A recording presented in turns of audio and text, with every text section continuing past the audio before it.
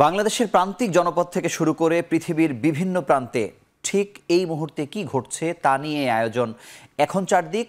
পুরো আয়োজনে আপনাদের সঙ্গে আছি মুজাহিদ শুভ। ছাত্র জনতার বিক্ষোভ সমাবেশে জনসমুদ্রে পরিণত হয় কেন্দ্রীয় শহীদ মিনার। এ সময় সায়েন্স ল্যাব, শাহবাগ সহ রাজধানীর বিভিন্ন এলাকা থেকে মিছিল নিয়ে আসেন শিক্ষার্থী সহ বিভিন্ন শ্রেণী পেশার মানুষ। যোগ দেন শিক্ষক, শিল্পী সমাজ, পেশাজীবী ও অভিভাবকরা। বিস্তারিত জানাচ্ছেন সহকর্মী সিফাত শাহরিয়ার। বৈষম্য বিরোধী ছাত্র আন্দোলনের পূর্ব নির্ধারিত কর্মসূচি বিকেল ৩টায় থাকলেও আমরা যেটি দেখেছি তারও আগে থেকে, কয়েক ঘন্টা আগে থেকে ছাত্র শিক্ষক জনতা একসাথ হয়ে এই কেন্দ্রীয় শহীদ মিনার মুখী যে মিছিল সেটি আমরা দেখেছি এবং এখানে সময়ের সাথে সাথে ধীরে ধীরে জনতা একত্রিত হতে থাকে এবং কেন্দ্রীয় শহীদ মিনারে দুপুরের পর থেকে মানুষের যে ঢল সেটি নামে এবং আমরা যেটি দেখছি বিকেল যখন গড়ায় এবং সন্ধ্যার আগ পর্যন্ত মানুষে মুখরিত হয়ে যায় এই প্রাঙ্গণ এবং তাদের যে দাবি, ৯ দফা যে দাবি, সে দাবি আদায় না হওয়া পর্যন্ত এখানের যে কর্মসূচি, যে স্লোগান, যে প্ল্যাকার্ডে তারা যে বাক্য উচ্চারিত করছে সেটি চালিয়ে যাবে। আমরা সরকারের কাছে একটাই চেয়েছি, বিচার। এখানকার যে সমন্বয়করা যারা রয়েছেন তারা যেটি বলছেন যে যতক্ষণ পর্যন্ত না দাবি আদায় হচ্ছে ততক্ষণ পর্যন্ত তারা রাজপথে থাকবেন এবং শিক্ষার্থীদের সাথে শিক্ষক, অভিভাবক এবং অন্য যে শ্রেণী পেশার সব শ্রেণী পেশার মানুষই আমরা এখানে একত্রিত হতে দেখেছি এবং তাদের মুখে একই বাক্য, একই স্লোগান এবং একই কথা, সেটি হচ্ছে তাদের যে দাবি সেটি যাতে শিগগিরই মেনে নেওয়া হয় এবং এখানে সমন্বয়ক যারা রয়েছে তারাও একই কথা বলছে যে জনতার যে দাবি সমন্বয়কদেরও একই দাবি এবং সেই একই দাবিতে আজকে সবাই, আমরা যেটি দেখেছি সায়েন্স ল্যাব থেকে অনেক বিশ্ববিদ্যালয়ের শিক্ষার্থীরা প্রথমে সায়েন্স ল্যাবে একত্রিত হয়, তারপর সায়েন্স ল্যাব থেকে শিক্ষার্থীরা একত্রিত হয়ে তারপরে এই কেন্দ্রীয় শহীদ মিনার মুখী মিছিল নিয়ে আসে এবং এখানে অবস্থান নেয়। আসলে আমরা কিন্তু সাধারণ ছাত্র এবং সাধারণ জনগণ, আমাদের কোনো সহিংসতা বা কোনো কিছুর প্রতি আমাদের ইচ্ছা নেই। সেই সাথে আমরা যেটি দেখেছি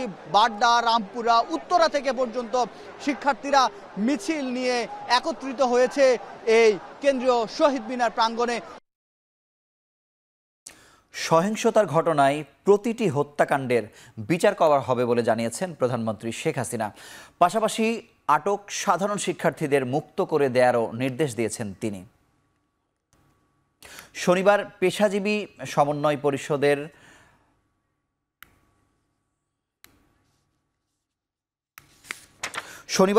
সমন্বয় পরিষদের সাথে বৈঠকে কথা বলেন প্রধানমন্ত্রী। আরও বলেন, কোটা সংস্কার আন্দোলনকারীদের সাথে তিনি বসতে চান, তাদের কথা শুনতে চান, কোনো ধরনের সংঘাত চান না। উল্লেখ করে প্রধানমন্ত্রী বলেন, গণভবনের দরজা শিক্ষার্থীদের জন্য সবসময় খোলা। এ সময় বিশ্ববিদ্যালয়, স্বায়ত্তশাসিত প্রতিষ্ঠান ও সরকারি প্রতিষ্ঠানে প্রস্তাবিত পেনশন স্কিম বাতিলের কথাও জানান সরকার প্রধান। গণভবনের দরজা খোলা। যখনই এই আন্দোলনকারীরা কথা বলতে চায়, আলোচনা করে সমাধান করতে চায়, আমি তাদের সাথে নিজেই বসতে রাজি।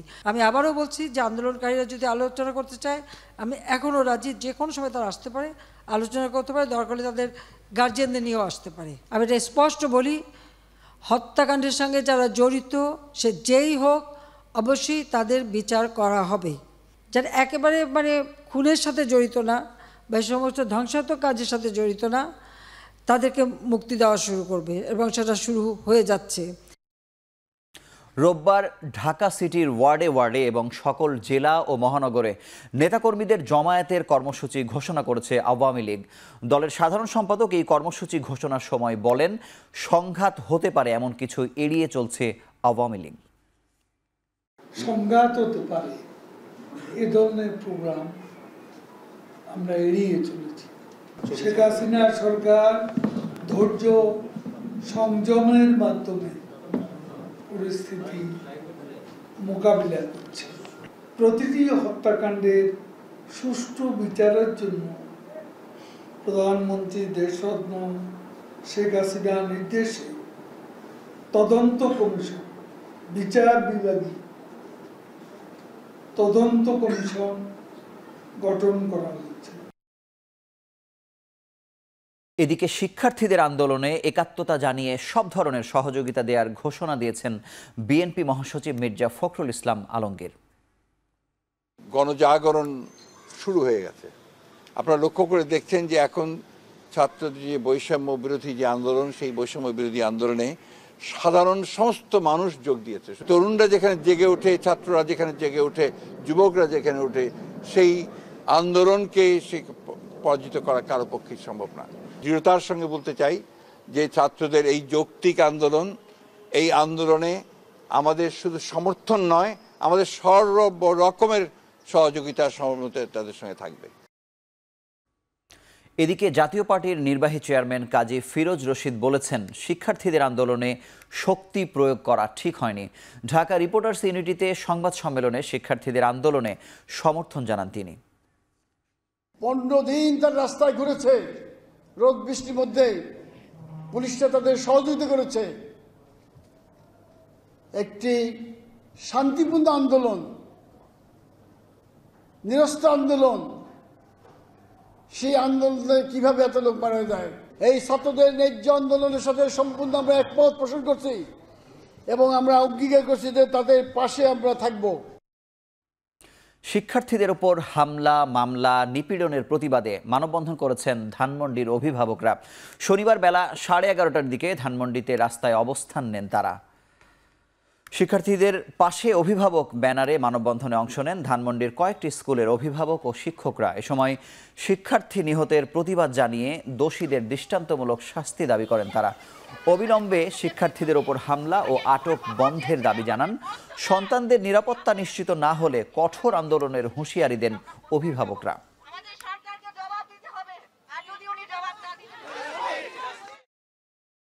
এদিকে শিক্ষার্থী হতাহতের ঘটনায় বিচারের দাবিতে রাজধানীর শাহবাগেও মানববন্ধন করেছে অভিভাবকরা। শনিবার সকালে জাতীয় জাদুঘরের সামনে সন্তানের পাশে ব্যানার নিয়ে মানববন্ধনে দাঁড়ায় প্রায় শতাধিক অভিভাবক। এ সময় তাদের হাতে বিভিন্ন দাবি সম্বলিত প্ল্যাকার্ড দেখা যায়।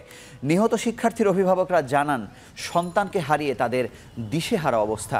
এর সুষ্ঠু বিচার চান তারা। মানববন্ধনে অংশ নেয় অভিভাবকরা শিক্ষা প্রতিষ্ঠানে সন্তানদের জন্য নিরাপদ পরিবেশ সৃষ্টির দাবি করেন। পাশাপাশি শিক্ষার্থীদের নিরাপত্তা নিশ্চিতে রাষ্ট্রের প্রতি আহ্বান জানান।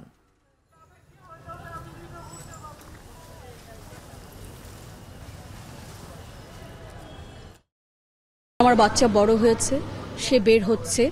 এখন সে যখন বের হচ্ছে, সে যে নিরাপদে ফিরবে এবং সে যে আন্দোলনে গেছে, সে বিশ্বাস যেটা করছে, সেটা সে শান্তিমতো মতটা প্রকাশ করার অধিকারটা সে চাচ্ছে। সংবিধান আমাদের বাংলাদেশের আইনের যেন ব্যত্যয় না ঘটায়, আইনকে মেনে যেন সবাই কাজ করে, এটাই আমাদের চাওয়া। আমাদের সন্তানদের নিরাপদ জীবন আমাদের চাওয়া। কোটা সংস্কার আন্দোলন ঘিরে ঢাকা বিশ্ববিদ্যালয়ে সকল অনাকাঙ্ক্ষিত ঘটনার তদন্ত ও বিচার দাবি করেছেন বিশ্ববিদ্যালয়ের নীল দলের শিক্ষকরা। এ সময় ক্যাম্পাসে সুষ্ঠু পরিবেশ, হলে বৈধ ছাত্রের অবস্থান নিশ্চিত করা সহ 5 দফা দাবি জানিয়ে মানববন্ধন ও স্মারকলিপি দেন তারা। সকালে ঢাকা বিশ্ববিদ্যালয়ের অপরাজয় বাংলার সামনে নীল দলের ব্যানারে শিক্ষকদের একাংশ মানববন্ধন করেন। এ সময় শিক্ষকরা বলেন, ঢাকা বিশ্ববিদ্যালয় সহ দেশের সব শিক্ষা প্রতিষ্ঠান বন্ধ রয়েছে। শিক্ষা প্রতিষ্ঠান শিক্ষার্থী ছাড়া বেমানান, তাই এই সংকটকালীন পরিস্থিতির নিরসন চান তারা। শিক্ষকরা বলেন, আলোচনার মাধ্যমে সমাধানে পৌঁছতে হবে। এরই মধ্যে শিক্ষার্থীদের প্রধান দাবি মেনে নেওয়া হয়েছে। বাকি দাবিগুলো দ্রুতই আলোচনার ভিত্তিতে সমাধান করা জরুরি বলে মনে করেন তারা। কোটা সংস্কার আন্দোলন চলাকালে বিশ্ববিদ্যালয় ক্যাম্পাসে সংঘটিত অনাকাঙ্ক্ষিত সকল ঘটনার সুষ্ঠু তদন্ত সাপেক্ষে দোষীদের অবিলম্বে শাস্তির ব্যবস্থা করতে হবে। আবাসিক হলগুলোতে বৈধ এবং নিয়মিত শিক্ষার্থীদের অবস্থান নিশ্চিত করতে নীতিমালা প্রণয়ন করতে হবে। শিক্ষার সুষ্ঠু পরিবেশ, শিক্ষার্থীদের জীবন মানের উন্নয়ন, স্বাধীন মত প্রকাশ এবং যে কোনো ধরনের নির্যাতন, নিপীড়ন রোধে নীতিমালা প্রণয়ন করতে হবে। এখন চারদিকে নিচ্ছি ছোট্ট একটি বিরতি, ফিরছি কিছুক্ষণ পরে।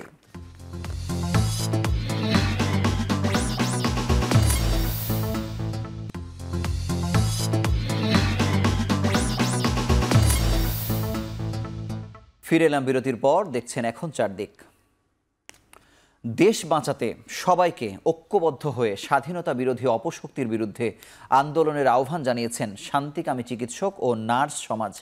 শনিবার সকাল 11:30টায় কেন্দ্রীয় শহীদ মিনারে সাম্প্রতিক সহিংসতা, সরকারি স্থাপনায় হামলা ও হত্যাকাণ্ডের প্রতিবাদে এক শান্তি সমাবেশে এই দাবি করা হয়। সমাবেশে চিকিৎসকরা বলেন, শিক্ষার্থীদের সব দাবি মেনে নেওয়া হলেও তাদের ব্যবহার করে তৃতীয় একটি পক্ষ দেশে সহিংসতা শুরু করেছে। অসাধু পক্ষটি শিক্ষার্থীদের আন্দোলনে ভর করে সরকার পতনেরও চেষ্টা চালাচ্ছে। পরিকল্পিতভাবে দেশকে পাকিস্তান ও শ্রীলঙ্কার মতো অবস্থায় নিয়ে যাওয়ার চেষ্টা চলছে বলে দাবি করেন তারা। এ সময় দেশকে সহিংসতার দিকে ঠেলে না দিয়ে সবাইকে ধৈর্য ধরার আহ্বান জানান চিকিৎসক ও নার্সরা। পাশাপাশি সব হত্যাকাণ্ডের বিচারও দাবি করেন তারা। সমস্ত বিষয়গুলো সরকার মেনে নিয়েছে, সেহেতু আমি মনে করি যে এই মুহূর্তে যে ছাত্রদের আন্দোলনের কোনো যৌক্তিকতা নেই। আমরা নিশ্চয়ই ছাত্রদের প্রতিপক্ষ না, তাদের যে যুক্তিযুক্ত আন্দোলন সেটার সাথে আমরা সম্পৃক্ত আছি, আমরা তাদেরকে সমর্থন জানাই। কিন্তু তাদেরকে ভর করে, তাদেরকে ঢাল হিসেবে ব্যবহার করে যারা এই দেশের রাষ্ট্রীয় সম্পদকে বিনষ্ট করছে, আমরা প্রতিটি ঘটনার তদন্ত চাই, উপযুক্ত দোষীদের শাস্তি চাই। আমাদের দেশটাকে এভাবে ক্ষতবিক্ষত করা হোক, এটা আমরা সচেতন চিকিৎসক সমাজ, সেবিকা সমাজ আমরা এটা চাই না। এদিকে শিক্ষার্থীদের যৌক্তিক আন্দোলনে ভর করে স্বাধীনতা বিরোধী গোষ্ঠী দেশে তাণ্ডব চালিয়েছে বলে মন্তব্য করেছে চলচ্চিত্র পরিচালক ও শিল্পীরা। সকালে রাজধানীর তেজগাঁওয়ে বিএফডিসি প্রাঙ্গণে সম্মিলিত চলচ্চিত্র পরিষদের আয়োজিত মানববন্ধনে এসব কথা বলেন অভিনয় অঙ্গনের সদস্যরা।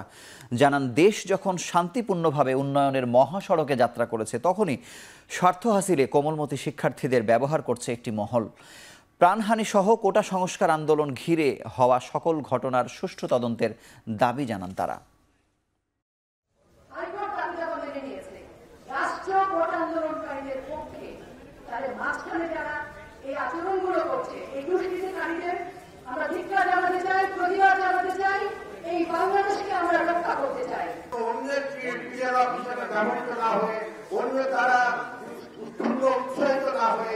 আপনারা নিজেদের বিবেকে পরিচালিত, কারণ মাননীয় প্রধানমন্ত্রী ইতিমধ্যে আপনারা সব দাবি মেনে নিয়েছেন, বিচার করার ঘোষণা দিয়েছেন, প্রত্যেকটা অন্তর বিচার করার ঘোষণা দিয়েছেন এবং পরিবেশ ঠিক হলেই সমস্ত শিক্ষা প্রতিষ্ঠান খুলে দেওয়ার নির্দেশ দিয়েছেন।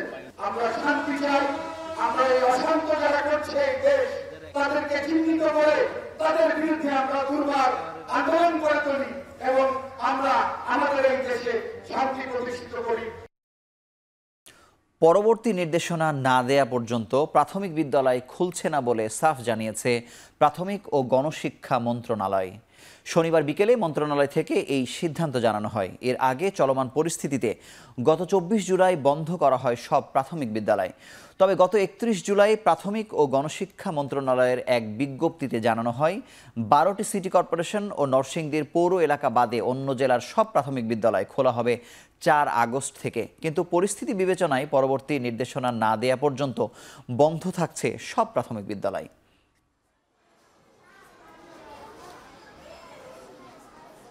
মৌসুমি বায়ুর প্রভাবে রাজধানী ঢাকা সহ দেশের বিভিন্ন স্থানে হওয়া বৃষ্টিপাত সোমবার থেকে বাড়তে পারে বলে জানিয়েছে আবহাওয়া অধিদপ্তর। সকালে রাজধানীর আগারগাঁওয়ে আবহাওয়া অধিদপ্তরের নিয়মিত ব্রিফিংয়ে তথ্য জানানো হয়।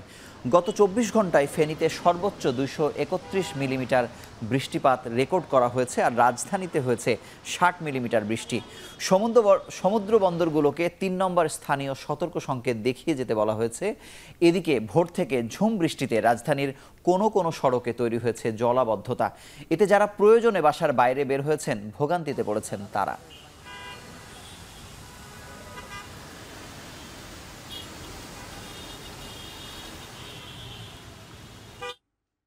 এখন চারদিকে নিচ্ছি আরও একটি ছোট্ট বিরতি, ফিরছি কিছুক্ষণ পরেই।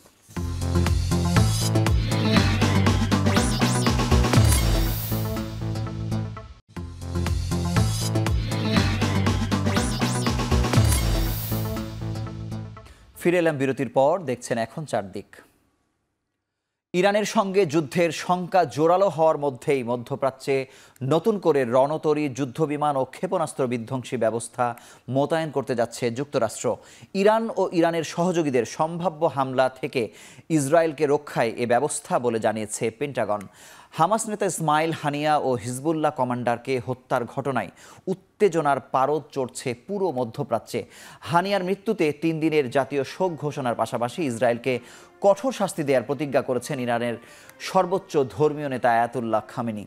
অন্যদিকে হানিয়ার মৃত্যুর কয়েক ঘন্টা আগেই হিজবুল্লাহর শীর্ষ সামরিক কমান্ডার ফুয়াদ শোকরকে হত্যার দাবি করে ইসরায়েল। চারদিকে যুদ্ধের দামামা বাজতে থাকার এমন জটিল পরিস্থিতির মধ্যেই মধ্যপ্রাচ্যে সামরিক অবস্থান জোরালো করার ঘোষণা দেয় যুক্তরাষ্ট্র।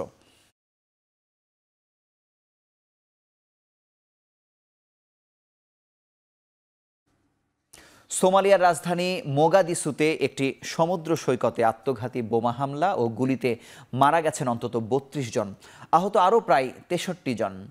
হামলার দায় স্বীকার করেছে আল শাবাব গ্রুপ। দেশটির জনপ্রিয় লিডো সৈকতে স্থানীয় সময় শুক্রবার রাতে এই হামলার ঘটনা ঘটে। বিচ ভিউ হোটেলের প্রবেশ গেটে আত্মঘাতী বোমা হামলা চালানো হয় এবং সৈকতে থাকা লোকজনকে লক্ষ্য করে গুলি ছুঁড়তে থাকে দুর্বৃত্তরা। নিরাপত্তা বাহিনীর গুলিতে ঘটনাস্থলে মৃত্যু হয় বেশ কয়েকজন হামলাকারীর। বোমা বহনকারী গাড়িসহ চালককে আটক করেছে তারা। এই ঘটনায় তীব্র নিন্দা জানিয়েছে সোমালিয়ার ফেডারেল সরকার। গত 17 বছর ধরে সরকার বিরোধী লড়াইয়ে বোমা হামলা সহ আন্দোলন চালিয়ে আসছে আল শাবাব গ্রুপ।